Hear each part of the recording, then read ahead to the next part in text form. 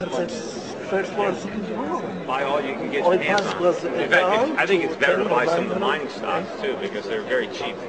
Some of the major mining companies. Well, in fact, if Saudi Arabia wanted to do something really smart, I mean, if they wanted to basically rule the financial world, all the Saudis would have to do is immediately buy Newmont Mining, Barrick Gold, all the major mining companies, just pay 2 or 3 times the current market price, right?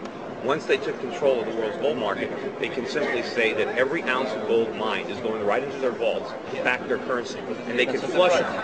Gold will go to $5,000, $10,000 an ounce. They won't need any of their dollars, and they'll have the finest currency in the world that everybody will want. The only one who can do this is the man who has the cash, right? Right. Well, the Chinese can do it. The Saudis can do it. Anybody that has dollars, they can. All you have to do, you don't have to buy the gold, because if you buy, let's say Barrick Gold is trading at $40. You just announced $80. I'll buy all the shares. You do Newmont, boom, buy them all, and you own all the gold. Because the stocks are still cheap. And then the minute you stop gold production and you say, look, none of this gold is going to see the light of day. All this gold is going to go into our vaults. Where's the price of gold going to go?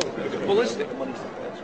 And then you are saying that all these cash, all this money should not be going to the consumer products. Shouldn't be going Yes, yes. Yes. That creates, consumers can't buy things if they're not made.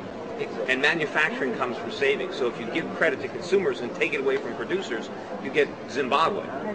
But where shall I put the gold? In the bank? The bank will... Where can you keep the gold? Yeah, the bank. Someplace safe. And they will take the gold. Well, call me. I sell a lot of gold, and we store it for people in Australia. But, there's plenty of places. Look, well, it's better, safer than keeping it in paper. Can we just talk as an Australian?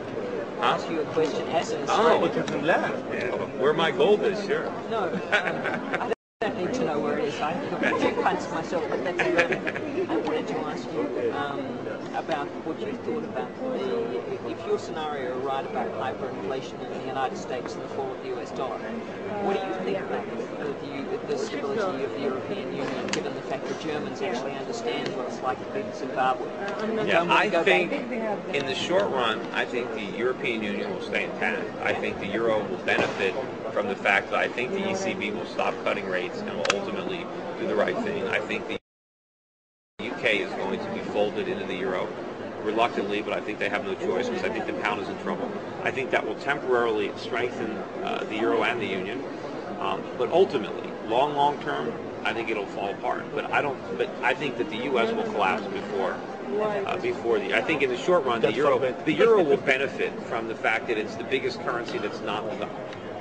I don't know, unless, the Chinese or somebody does what I just said and takes over the world gold market, the euro will look like the alternative to the dollar. But if somebody can actually be a gold-backed currency, then that'll win hands down. Well, the Australians love your perception, obviously.